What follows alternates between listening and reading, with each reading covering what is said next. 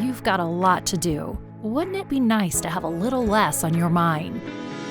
Eide Bailly can take the pressure off your day-to-day accounting, taxes, data issues, and other business needs. What inspires you inspires us. This is the Art of Dental Finance and Management podcast, brought to you by Art Wiederman, CPA with Eide Bailly. Whether it's taxes and investing or planning wisely, Art is the expert to make your dental practice profitable. At Eide Bailly, what inspires you inspires us. We provide a suite of accounting and advisory services dedicated to the total care of your practice. Visit our website to access our tools and resources tailored for dentists, eidebailly.com/dentist. That's EIDEBAILLY.com/dentist. This podcast is distributed with the understanding that Art Wiederman, CPA, and Eide Bailly, LLP are not rendering legal, accounting, or other professional advice. Listeners should consult with their business advisors before acting on any of the information or opinions shared. If you have questions and or feedback, make sure to email Art over at awiederman@eidebailly.com. That's AWIEDERMAN at EIDEBAILLY.com. You can also give Art a call at 657-279-3243. Without further delay, here's your host, Dental CPA Art Wiederman. And hello, everyone, and welcome to another edition of the Art of Dental Finance and Management with Art Wiederman, CPA. I'm your host, Art Wiederman. It's nice to be with you today. We're just getting into the summer here in Southern California, and as you might have heard on the news, it's pretty hot here. I think Death Valley recorded 128 degrees. We're recording on June 18th, 2021. It was 128 degrees in Death Valley, and it's pretty warm out here. So trying to stay hydrated and inside as much as we can. But we're also recording podcasts. That the weather doesn't stop us from recording podcasts, folks. And I'm going to be talking about a topic on the business side of dentistry today that I really wanted to talk about for a long time. And I found myself a very, very skilled, articulate dentist. My guest today is going to be Dr. Hardik Chodavadia. He's a principal partner in a 5-office group in Austin, Texas, and he is a specialist in working with Invisalign. And we're going to talk about, clear aligners, Invisalign. Today, we're going to talk about the good, the bad, and the ugly, mostly good, because we have a lot of our clients who work with Invisalign, have had great success, have built great parts of their practices with it. I do need to mention that this is a sponsored program by Invisalign. And but it's a topic that I've wanted to cover for a long, long time, and I've gotten the opportunity to do that. We just covered sleep apnea in a previous episode, so we're gonna talk about with Doctor how you would get into this if you wanted to, what you should do, what you shouldn't do, how does it work with the team, how do you charge. So we're going to kind of give you a how-to work with Invisalign. We'll get to that in a moment. Give you some information like I always do at the beginning of our podcasts. Go to our wonderful partner, Decisions in Dentistry. Their website is www.decisionsindentistry.com. Look at all their great articles. There are over 140 continuing education courses that you can purchase access to, that they update on a monthly basis at a very low fee. And, their advisory board is a who's who of dentistry. And I've talked to lots of dentists who said some of their articles were very helpful to our doctors throughout the pandemic and coming out of the pandemic. If you're looking for a dental CPA anywhere in the United States, by the way, I am a dental director at the CPA firm of Eide Bailly. That's EIDEBAILLY. And I am located in Southern California. Eide Bailly has offices all over the Western United States. And we at Eide Bailly work with about 800 dentists, again, mostly in the Western United States, but I'm sure there's some east of the Mississippi if I were to take a look at the list. So if you are interested in working with us, my My cell number. I'm not going to give my cell number. I'm going to give you my office number, 657-279-3243. My email is awiederman, Wiederman, at eidebailey.com. If you're in other parts of the country and you're looking for a dental-specific CPA, the Academy of Dental CPAs is my mothership. 24 CPA firms across the United States that represent over 10,000 dentists. We're going to have our first meeting with the Eide CPA in about 4 or 5 months from now in mid-October in Miami. And boy, I'm looking forward to seeing all my friends who I have not seen for 2 years. It's been really, really, we've been missing them. We have our dental series that we are doing for 6 local dental societies in Southern California. And you are welcome to join, because the great thing about webinars is it doesn't matter whether you're in Southern California or on Mars. You can get a hold of it as long as you got a computer that has Wi-Fi that works. I don't know if there's Wi-Fi on Mars, but I don't know. Maybe I'll ask my guest today. Maybe he knows. We'll find out. But anyway, he's laughing at me now, right? So, but anyway, our dental series, the next edition of our dental series is going to be really special. Wednesday, July 14th. From 6 to 8 p.m. California time. My really good friend, Gary Takis, who is well known all over the world. He has got the biggest dental podcast. And yes, folks, I must admit his dental podcast is bigger than mine. He's been doing it for 7 years longer than I have. Gary is going to be talking about how to reduce your dependency on insurance. And I am so passionate about that. I can't wait for that. And we've got other great guests coming up throughout the end of the year. It's the second Wednesday of every single month. So we're excited about that. And the last thing I'll tell you before we start talking to our guest, is that, again, we're at the, you're going to hear this probably beginning of July. For most of you who received your PPP-1 loans, you have 10 months after the end of your 24-week covered period. So you figure out what day you got your loan, probably April or May in 2020, add 24 weeks to that, and then add 10 months to that. For most of you, that's going to put you somewhere in the month of August or September of this year. So you have till August or September to file for forgiveness before you have to start making payments. Now, my understanding is that even if you don't file for forgiveness in that 10-month period, and you start making payments, as long as you meet the requirements of the SBA and the CARES Act and all the rules they've put out, which has made my head explode for 15 months. As long as you meet those rules, if you made 2 or 3 payments, they still got to give you all that money back.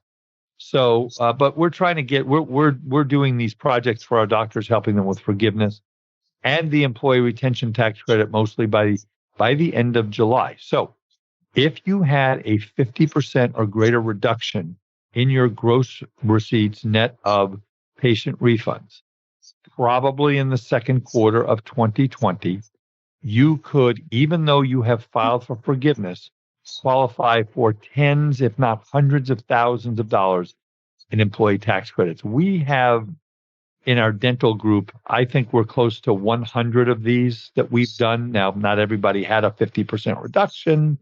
Some of our practices are smaller and the numbers don't make sense. But we have generated millions of dollars, and I'm not exaggerating, in government refunds. So if you have, whether you have or have not filed for forgiveness, if you had a 50% or greater reduction in your revenues in the second quarter of 2020 versus 2019, give me a call. I think we can get you some free government money. We do a complimentary analysis to see where you stand. And then if it makes sense, we go forward. Be sure to check out our new Eide Bailey podcast, Ebb and Flow, a business podcast providing inspired insight on issues and trends the middle market faces. Hear unique business stories, get answers to frequently asked and unasked questions, and understand business topics that matter to you. Available now on your favorite podcast platform. All right, folks. Well, again, when I started in dentistry as a CPA in 1984, that was George Orwell's book, 1984. That's when I started. I got married in 1985, and that's still going really well, 36 years. And I've been a dental CPA 37 years. And, when we started, General dentists did what they did, specialists did what they did, and times they haven't changed. And that's the real world, and that's how it works out there. And one of the things I see in working with the dentists that I work with in our practice here in Tustin is many of them have implemented clear aligners, and virtually all of them use Invisalign, and they are all very happy with what they've done. So I want to talk to you today with my guest about Invisalign, about what does it do?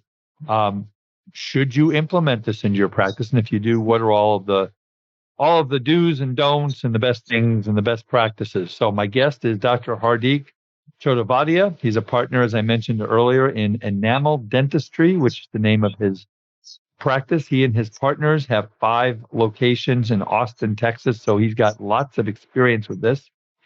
Dr. Chodavadia went to Penn State University for his undergraduate education and became a dentist in 2014 after attending the University of Texas Health at San Antonio. So, Dr. Hardik Chodavadia, welcome to the Art of Dental Finance and Management. Thank you so much for having me, Art, and I appreciate the introduction. It makes me sound and feel fancier than I am, I think. So well, you're fan. You told me you were fancy. You're not allowed on my podcast if you're not fancy, right? So you guys have 5 offices in the Austin area, right? Yes, sir. So I had the experience of going to a game. My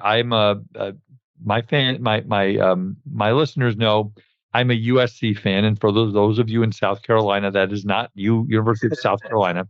That's the University of Southern California Trojans. I'm my alma mater, Doctor, was Long Beach State University, and again, we haven't had a football team in 30 years.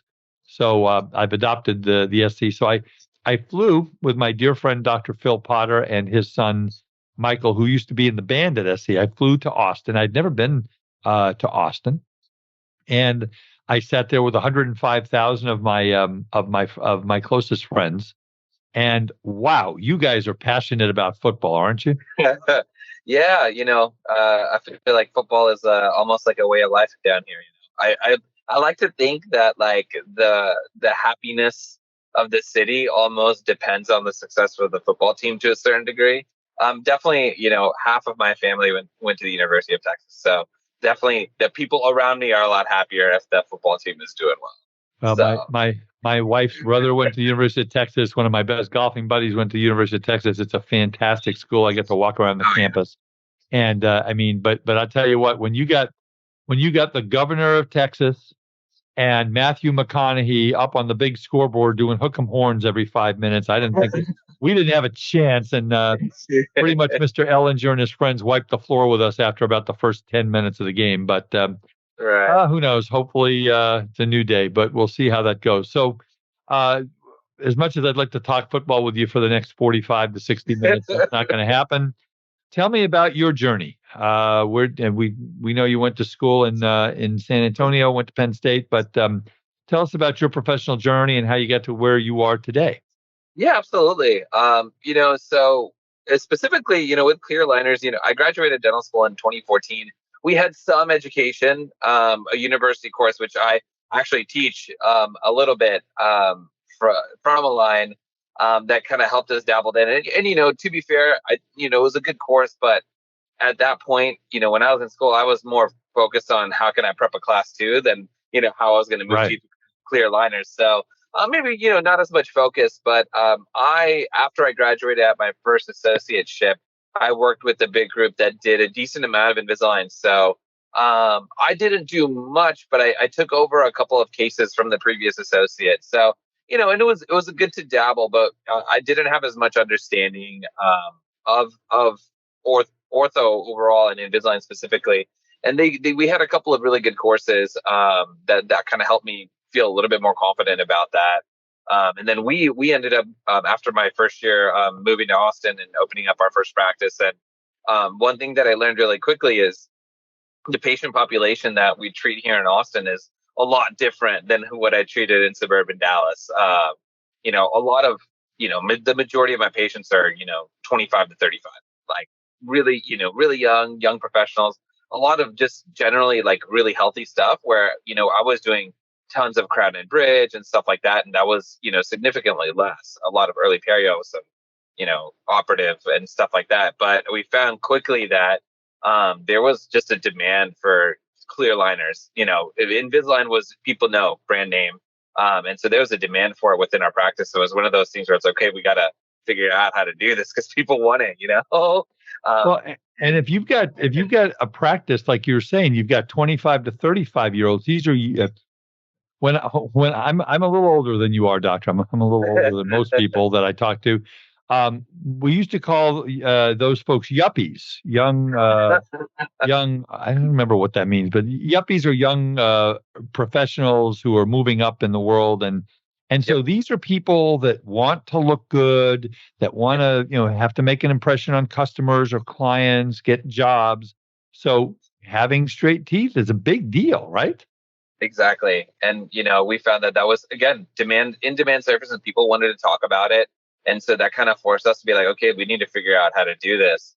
One interesting thing, and it's kind of helped us scale doing Invisalign in our practices, is, obviously the low hanging fruit is the people that come in to talk to you about it, right? And they're like, okay, easy, you want to do it? Let's do it. Let's figure out how we can make it happen. But I found the longer that we've done it, and the more cases that we do, my conversation shifts from the easy, which is like, hey, let's have straight, beautiful teeth, to more of, the functional and health benefits to aligning those teeth, right?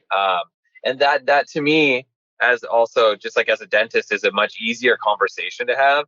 And I feel like I'm doing a different type of service, but definitely, calls to the type of dentistry that I like to do as well. So, it took some time and, doing courses and obviously making a ton of mistakes because, unfortunately, I'm not particularly risk averse, which I know accountants do not like very much. No. But it took a lot of a few times where okay, I need to get not be as callous. Nothing bad, right? But kind of be more aware of kind of what I'm doing and really hone in on what I should do and can do as a GP and shouldn't, if that makes sense. No, and that's good advice, because especially for young dentists listening is, you're going to get all kinds of opportunities to all do different types of procedures. One of the things I've learned, doctor, as an accountant, is I do what I know, and I bring in the cavalry when I don't know. So let's talk about, let's say we have a dentist out there that's been thinking about this. And again, and I say this over and over in my podcast, is, we're going to give you some good information. This is not a technical course like going to COIS or SPEAR or going to a clinical course, but this is a call to action. If you are interested, we want to give you just kind of an impetus to look more into it. So if a dentist has got a good practice going on, when should they consider this? I mean, what is this for everybody? I would say, I think everyone has an opportunity, that they can integrate into this into their practice and do reasonably well. But in my opinion, like as someone who's done it both ways, where I've dabbled and really dived into commit to making it a big portion of my practice, you're going to have a lot more success, just like you would with anything else, if you really commit to making it a part of your practice. There's some like economics of volume and things like that really help. We'll definitely get into that. Yeah. But in terms of just, I felt like for myself, it was a confidence thing, right? Where the more confident that I got, the better I was able to present that. And, it required me to do the cases in the first place to build that confidence, right? And so we committed earlier on to being like, hey, let's make this a part of our practice. Let's try to do it. And then once you get it under your belt a little bit, then you can do that. It's a lot tougher if you're dabbling, doing a case here, a case there. And, we found that originally when that's what we were doing, we weren't getting like as much success as I would have liked to. So let's talk to somebody who's thinking about it. They've had it on their mind. They listen to this podcast. We have thousands of people every week that listen to this podcast. And, well, this is great. Maybe this is the kick in the pants. I need to do this. What's the first step? Where do they go? Do they go take courses? Do they read a book? How does this work? Well, They probably don't just read a book. How do they do this? There are some good books. Actually, I can't remember off the top of my head, but where the best place to start. So honestly, I leaned on Invisalign as a company because it's in their best interest for us to do this, right? We're their core customer, right? So Right. you have a territory manager, probably you as whoever's listening that's in your region. That's main job is to make you successful at doing this, right?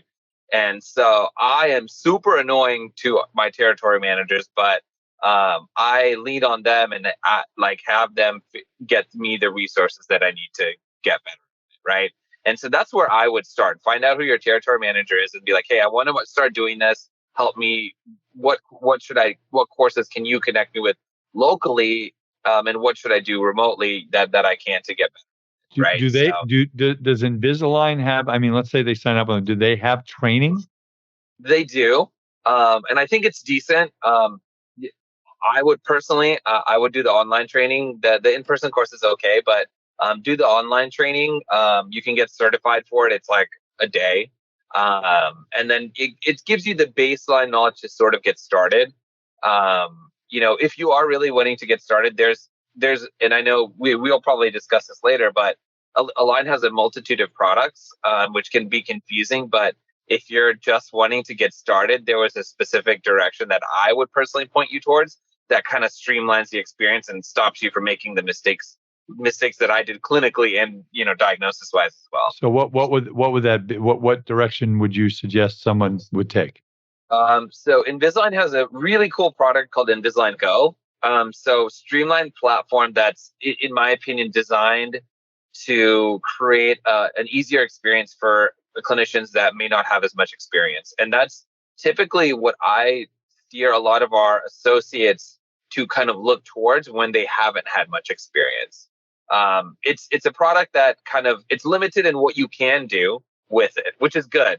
Because when you can do anything, that's where you can get into some trouble, issues. right? Yeah. So it limits you for certain movements. It's a limited amount of trays. And there are some really, really cool tools that Invisalign has that helps you screen patients before you even start talking to them potentially about the treatment as well. So I'm going to let you talk some technical dentistry here, and I promise, folks, he's like licking his chops now. He's ready to go. I promise I won't answer you with Internal Revenue Code sections. I won't do that. But let's talk about, Doctor. Obviously the specialty procedure that a general dentist is going to do. So when you look at a case, when you look at a patient that wants to straighten their teeth, okay, right, where do you draw the line? In other words, talk to doctors and just say, you've got a lot, you've done hundreds, thousands of these. I don't know how many you've done, right? Right. Where do you draw the line? Where do you say I can do this case, and where do you say, no, I need to refer this to the orthodontist? Right. Typically if they're class 1 cases, those are class 1 dental. Those are ones that I feel like relatively confident that, that's something that I can possibly do. Right. Anytime there's class 3 or class 2, that's where I start to have some hesitation, because I'm really trying to do cases that are simple and that I know I can do quickly. Because it's a part of the whole, number one, my psychological health, but also profitability as well. Right. And so typically if I see a class 1 case and I'm like, okay, this is potentially something that I can do. We have scanners in all of our offices. So they have case assessment tools built into the scanners that help us, give us basically the green light to be like, hey, this will be a pretty easy or simple case for you to do, or this is a case that you may have some trouble with. So sometimes those are tools that we can use to help us kind of discern, even inside of those categories, what cases that I would feel comfortable doing. And I leaned heavily on those when I hadn't done many cases to start out with. And these scanners are just absolutely ridiculous as to what they can do. What's cool is, even if you don't have the scanner, there's a photo uploader app that'll allow you to take the photos, and it'll actually do a case assessment just like the scanner will as well. So I didn't have a scanner at first. I just used my phone to take the pictures, and then it let me know. So, but the scanners are insane. That's like to do it, that's the way you want to go. Oh, I mean, and you know what's cool about the scanners, because I think I mentioned in one of the previous episodes that we did, is I just had a crown done, and I've seen scanners for a long time. I've been to the conventions, I've seen them all, but never in a real case, which was mine. And oh my God, it's so impressive to the patient. Oh yeah. This is cutting edge technology. And then they go back and they tell their friends, oh my gosh, they took this and they were able to do the modeling of what my teeth are going to, I mean, you can do that with this, right? You can show the patient what their what their case is going to look like when it's all done. And then they can tell their friends. And have you seen that as a good marketing tool? It's huge. Internal, we all know internal referrals are going to always be your best patient, your best source, and the easiest way to get patients in your door. And when you have a patient see that you scan their teeth, they see that their model, and you can do a chairside simulation of before and after. There's not really a dollar value you can put on that, because number one, it breaks down barriers, right? Because I can show you essentially what your teeth are going to look like afterwards, and it's like, okay, well, I didn't even know I could do that, right?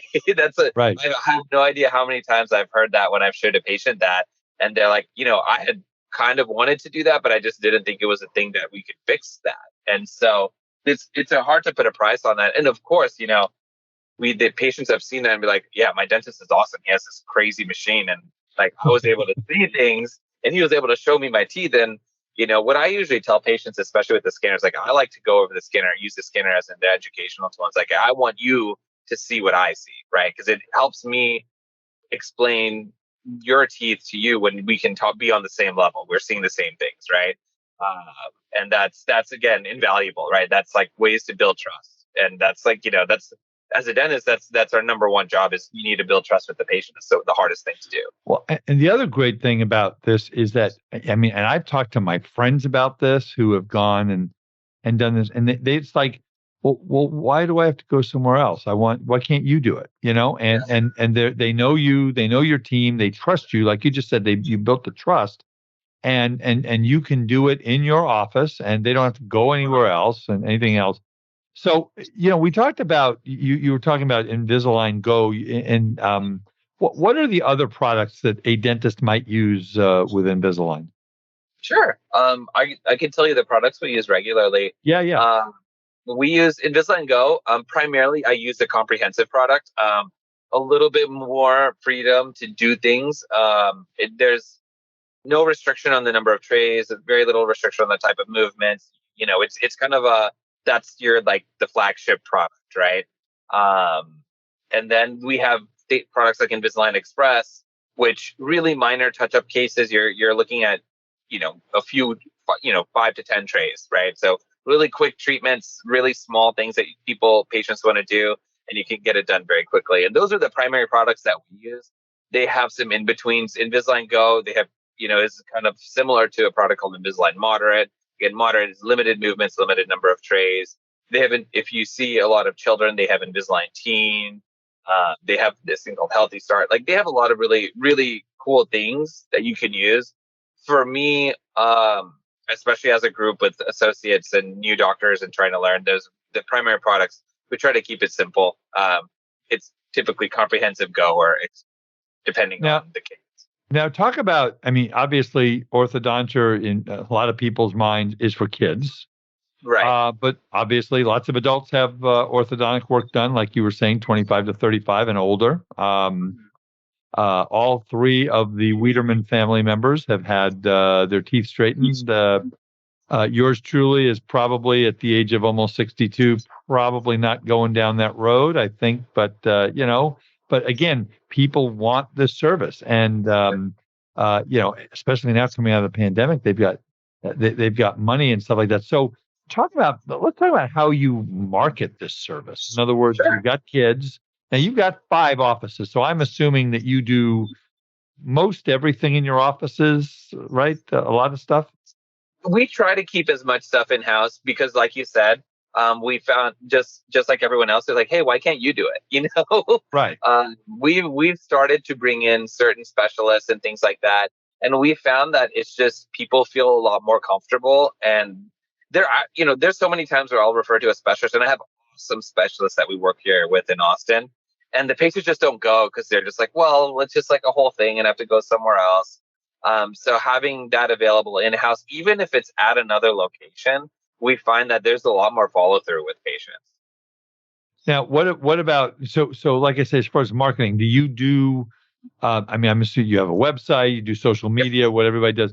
How do you market this service to your patients? Is it who's talking to the patient when they come in? You have a new patient, right? You do an assessment, and they need a couple of crowns, they need some whitening, whatever it's going to be.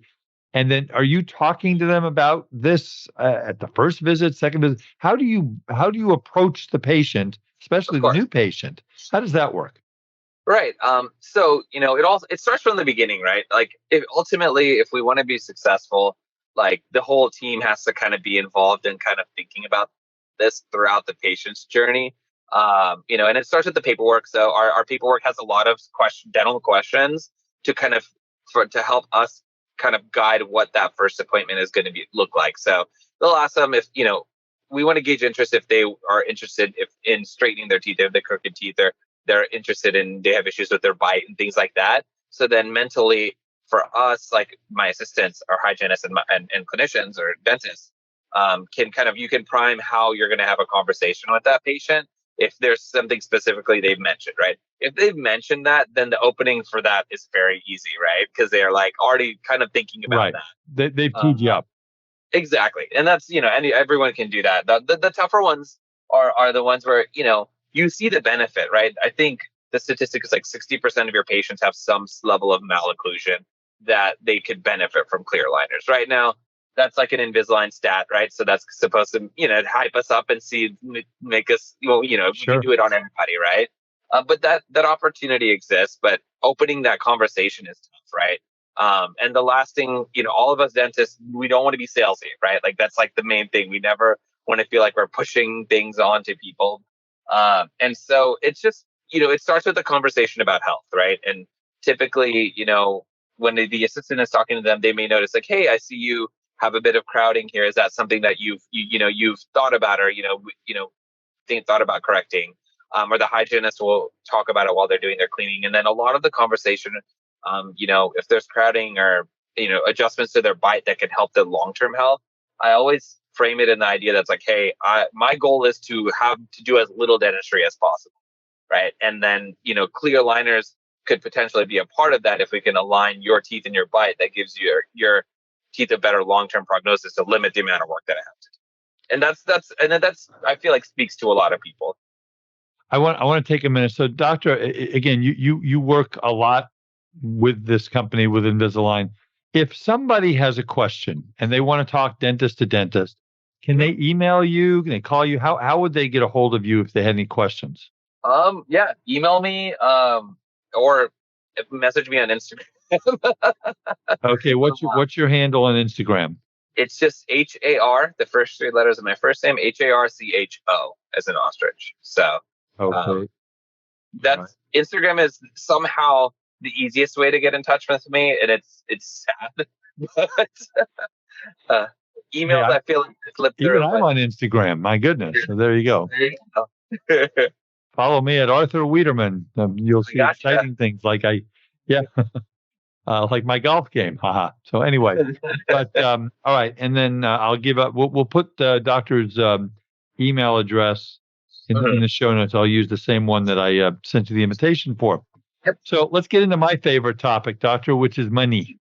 Yes. Okay. Obviously, all of our dentists, and again, the thing I love about dentists is that when I talk to dentists, very rarely is the topic, how much money can I make?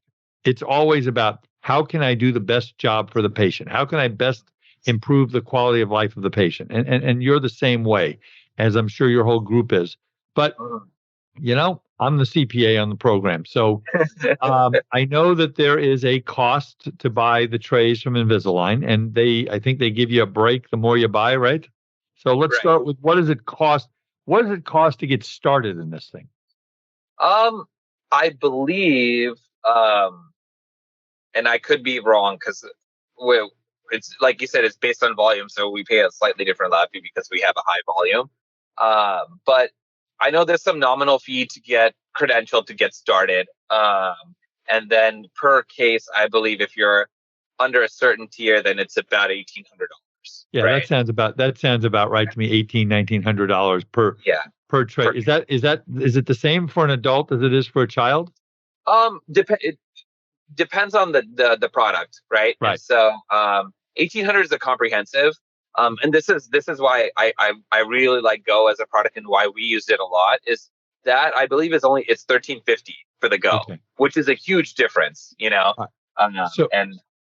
So let's talk about how do we, because I will tell you one of my biggest frustrations is I go, well, I think that I can't price this at more than $3,500 or $4,000, or they're on a PPO plan.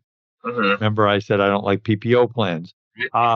So to be profitable on this thing, mm-hmm. I mean, where do you think? And again, I understand that an Invisalign case in Austin is different than an Invisalign case in Iowa, is different than an Invisalign case in Newport Beach, California, or San Francisco, California.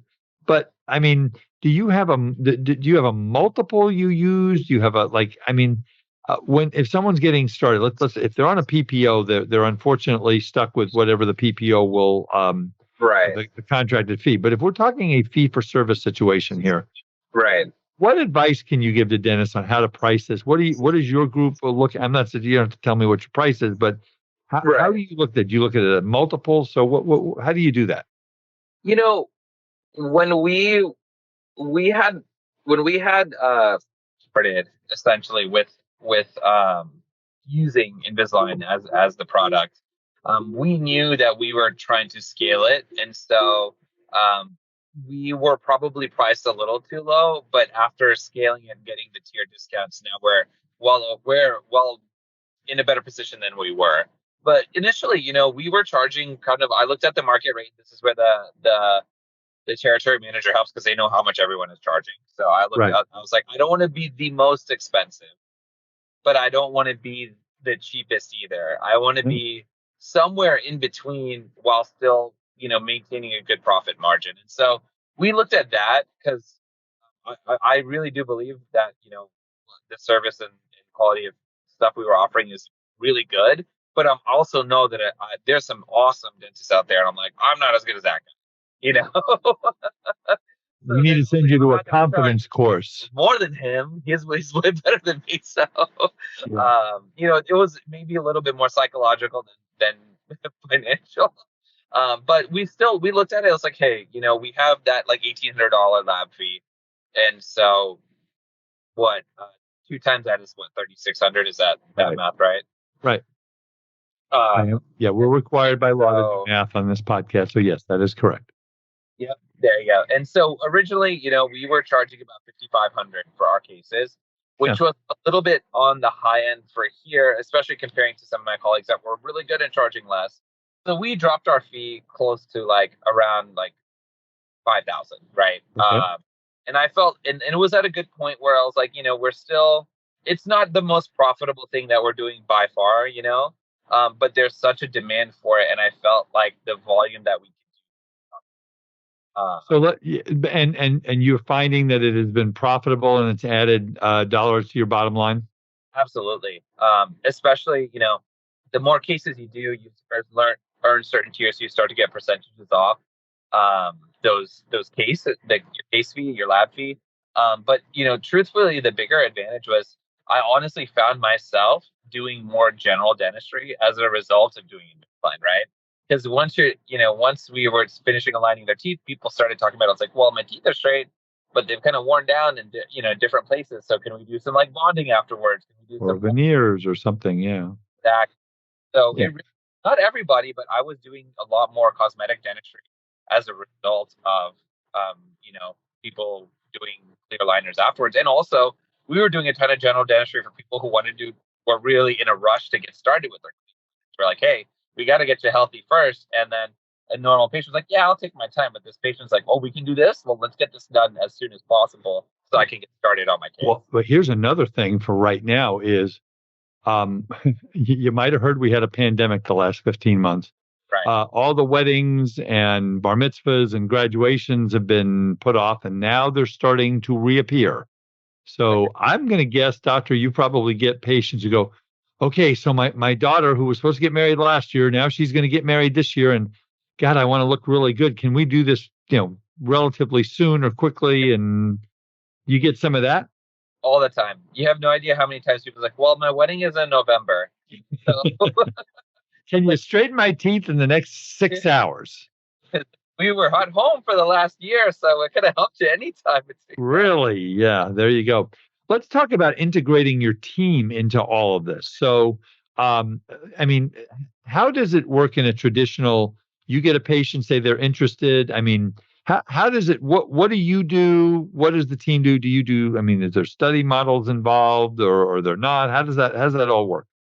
So, we have scanners in all of our locations. And so we do things probably a little differently. I know more groups are adopting this, but we scan every new patient that comes into our office, and then we physically go over the scan with them, right? And this is the power in the scanner, is that when the patients almost co-diagnose with, right? When I pull up the scan, they're like, "Hey, what's that thing?" There are things that they're seeing that I didn't, and then that helps us have those conversations about, bites and crowding and narrowing of the arch, and it helps our teams talk about it, our hygienists talk about it, because then you can level with the patient where you're looking at the same thing instead of looking face to face and having them look in the mirror and look at their teeth, right? Yeah. How do you, so you go ahead and you scan their teeth and then you sit down and you show them, what this could look like. And you're basically, I hate to use the word, but we're going to use it, sell the case. Right. And then they decide to get started. And talk about how the team is involved. Right. Hygienist really isn't involved in this much at all, I don't think. They are. I mean, honestly, they tee it up. Yeah. They talk to the patients, but they're not about it's the dental assistant who, so when they come in do they come in for a monthly adjustment? Is every 2 weeks, every 6 weeks? How often do they come in? I see my patients every 8 weeks. Every 8 weeks. Okay. Their initial visit, when they get the aligners, and that first visit a little bit long with me and the assistant, and then I have them come in every 8 weeks. And real quick, usually 5-10 minutes, we make sure everything, trays are fitting well, things are going well, there's no issues, I don't have any problems, and then that turnaround is pretty quick, especially once you stack up these cases, you start doing too many for these little checks. I used to do 6 weeks, and I found that I made it 8 weeks, but because I felt comfortable that the cases were tracking typically pretty well. How long does your average case last? I mean, traditionally, ortho cases are 2 years, but are these shorter? Or are these how do they go? They're definitely shorter. Really? Yeah, and so again, that's where limiting what you're doing and kind of picking the right cases and the patients is really key. And a lot of what I'm doing is relapse ortho cases where the orthodontist already did 90% of the work for me before, but the person didn't wear their retainers, right? So, my job is a little bit easier, just kind of coming in and cleaning everything up on the back. So. Yeah, well, you mean not every one of your patients is 100% compliant with what you recommend that they do? Oh, no. So how do you collect? I mean, in other words, again, back when the dinosaurs ruled the earth and I started back working with dentists in the 80s, the 1980s, not the 2080s, you would get, 25% down and the balance over 2 years. Now, obviously your cases aren't lasting 2 years. Do most people pay up front? Is there financing involved? How do you do this? It's a good mix. We do quite a bit of financing we use. We use a third-party financing group that we really like a lot, that has a pretty good approval rate even with lower credit scores. Mm-hmm. For us, I'm looking for, I don't want to have too much of a crazy AR where I'm chasing down patients that are in tons of payment plans. Not to say that we don't, but we do a lot of third-party financing where we get paid up front for a nominal fee. We do offer, in-office payment plans over 12 months usually, is where we like to keep them. But sometimes my team gets mad at me. I'm like, hey, let's just make it happen. What do they need to do? Exactly. So how has your team, I mean, I know that you got started in this several years ago, but how does your team react to doing this work? Are they enthusiastic? Are they, talking up with the patients? And what kind of training do we have for them on all of this? Right. I Our team gets really excited about it. I think partially it's because it has to start with you, right? So I get really pumped, and then I'm like, we're gonna get this. We're gonna talk to this patient with Invisalign. They get excited, and when it happens, they're like, oh man, and it's real. Like they need it, and they kind of see how I get excited talking to patients about it. And we talk about it in our morning huddles and things like that. So we really make it a focus. And I did doing Invisalign on our team members as well. So they kind of get the experience, and when patients talk to them, like, hey, I have it. It's good. They can talk to them about it. And then training wise, again, this is where the territory manager comes in. The territory manager works with our with like presentation, and they can talk about financing partners and things like that. And a lot of them are trained to use the scanner, for example, so Right. they can help train your team to learn how to scan, right? There's plenty of webinars and education that Align has, that are designed just for the team themselves, not just me as a doctor as well. So I feel like we get a pretty good support. Again, I'm annoying and I'm very demanding. I think of our territory manager. You don't seem annoying. You seem nice. But I feel like it's like it's also they're there to support us because our success is their success, right? And so I leverage that relationship. Exactly. But, So if there's a problem with a product or something, and again, again, all my clients who use this product, who use Invisalign, I can't remember the last time someone said to me, "Hey, this is not working." They're not. I mean, they seem to have they have really good customer service. How's their customer service? Their customer service is great. It's a pretty big network. On the back end, they have a support team that if you have any issues, there's obviously a number that you can call and they can help you through. I've even had a few situations where there was a case that I talked to an orthodontist that they work with that kind of talked me through what we needed to do. And then I know I've digged on this before, but their territory managers are like base number one, right? Literally, if I have a problem, I text the territory manager, like, hey, can you help me with this? And they can point you in the right direction. They might not be able to directly help, but in the right direction. No, and I've heard that their customer service is really, really good. Any downside to doing this? Anything that a dentist should be concerned or worried about? Because I know there are going to be some that are just going to either not have the confidence that they can do it, or not feel like they should do it, or not feel like it's their job. But all the things you and I have just talked about is it leads me to believe that it's something they should at least look at. Anything to be careful about when you go down this road and start doing this? The good thing is the worst thing you can mess up isn't too bad, right? Like if I'm doing endo or something like that, I can mess something up a lot worse than I can with ortho. At least the ortho cases that we're doing. I think the biggest thing for me as a GP is making sure I know my case selection and I select those cases appropriately. And then the downside is relatively limited, right? And you have enough support where if something goes wrong, you can.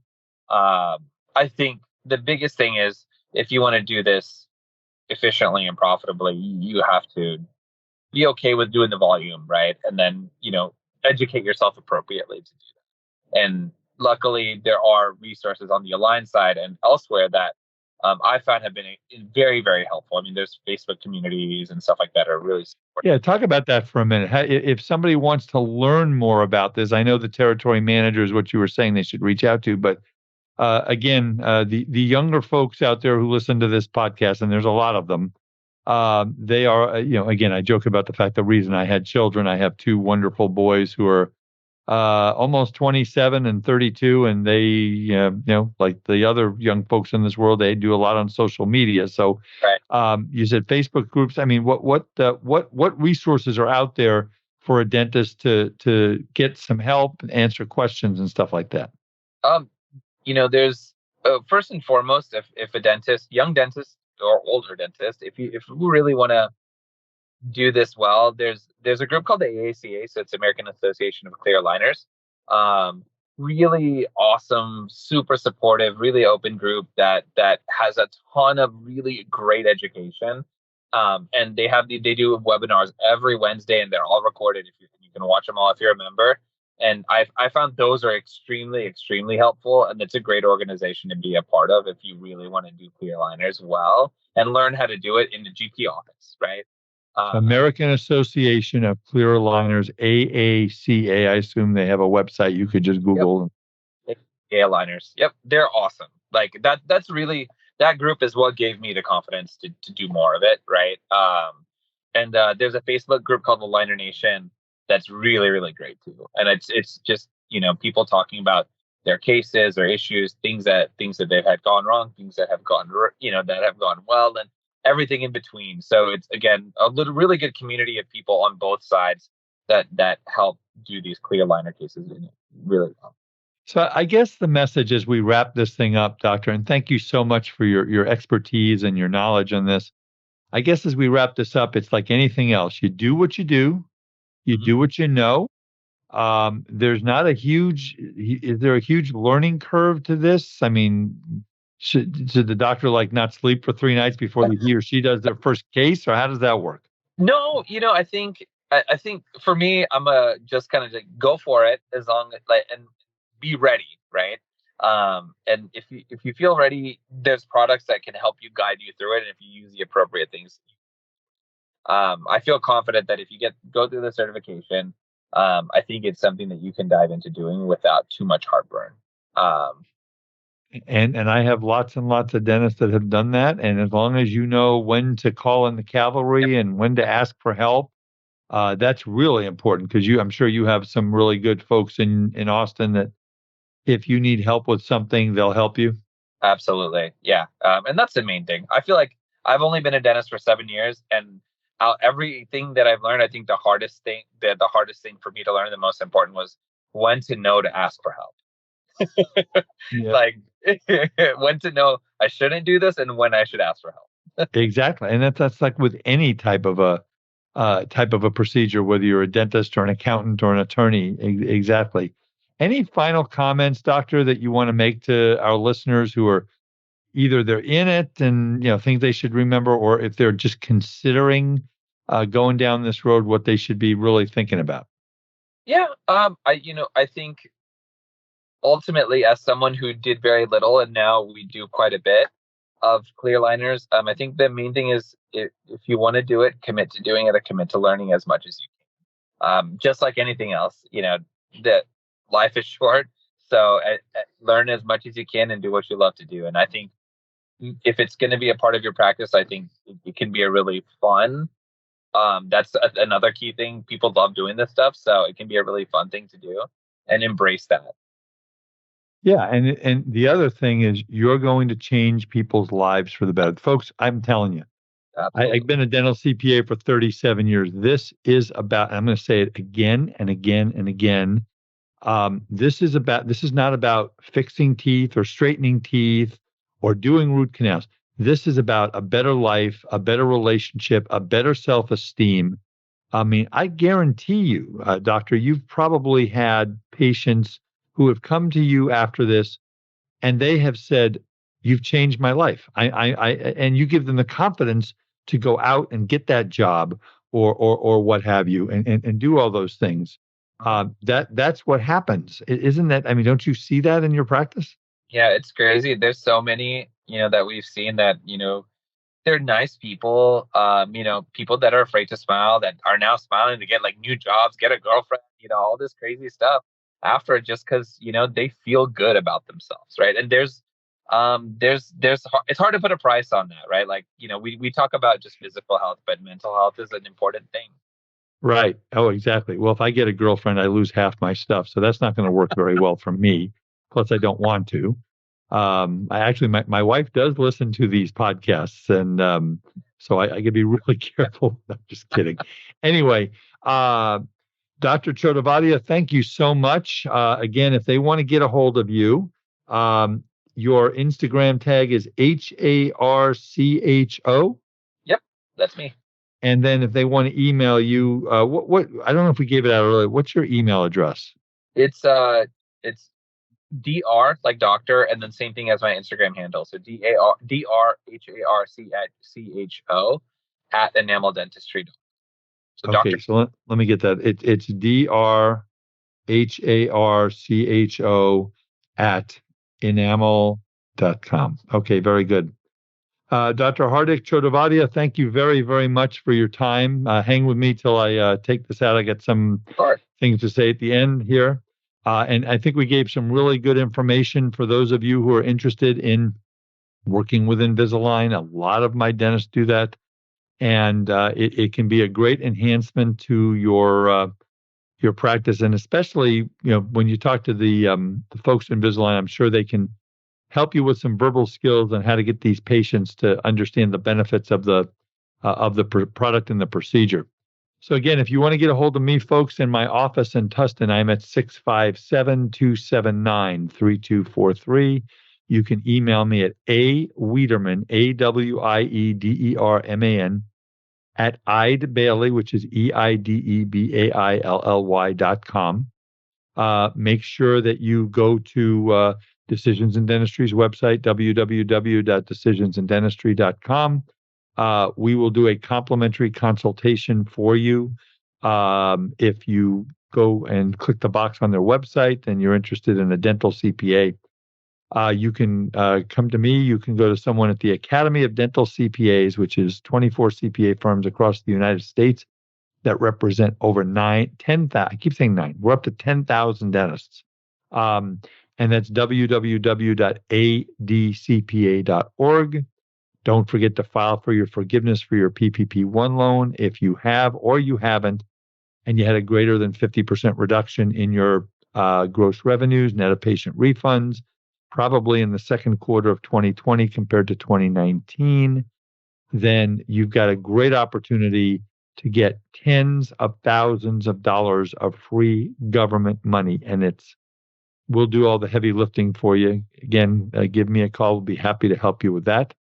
And listen to our podcast. We got some great shows coming up down the road. We've got one on sleep apnea coming up. We've got some great consultants. We're going to be talking about the new tax laws with what the Biden administration is talking about. If you are thinking about selling a property or a stock or your business, your dental practice, you need to take a look at what the government is looking at. Their current proposal is potentially, raising the rate significantly for anybody who sells after the 28th of April. And that doesn't mean that that's what it's going to be, but that's what they're talking about. And so you got to be watching all of that and in the moves that you make. And the tax laws are going to change. They always do. I've been doing taxes for 45 years, and they always change. The rules change. They always change them. It depends on who's in office and what agenda and how much money they want to raise and things like that. So again, make sure you stay on top of that, and we can help you at Eide Bailey, and we can also, the members of ADCPA can help you. And with that, folks, I'm going to sign off for today's episode of The Art of Dental Finance and Management. Remember my 5-word motto all through this pandemic: failure is not an option. Work on your business, work on your practice.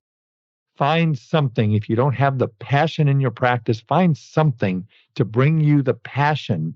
Maybe what we talked about today, maybe adding Invisalign procedures to your practice is going to add that passion, get you excited again about dentistry. I don't know, but make sure you do it, because, folks, what you do as dentists in this country for the patients, the millions and millions of people, the 180,000 members of the American Dental Association, what you do is just amazing work, and you help people, you help them, and you improve the quality of their lives. And if you don't think you do, talk to some of your colleagues, because you really do. So with that, this is Art Wiederman for the Art of Dental Finance and Management with Art Wiederman CPA, and we'll see you next time. Bye-bye. Thank you for listening to today's episode of the Art of Dental Finance and Management podcast. Be sure to subscribe wherever you listen to podcasts so you never miss an episode. The Art of Dental Finance and Management podcast is produced by Eide Bailly in partnership with Art Wiederman, CPA, Decisions in Dentistry Magazine, and the Academy of Dental CPAs. For audience questions and feedback, email Art Wiederman, awiederman@eidebailly.com. That's AWIEDERMAN @EIDEBAILLY.com. Or you may call Art at 657-279-3243.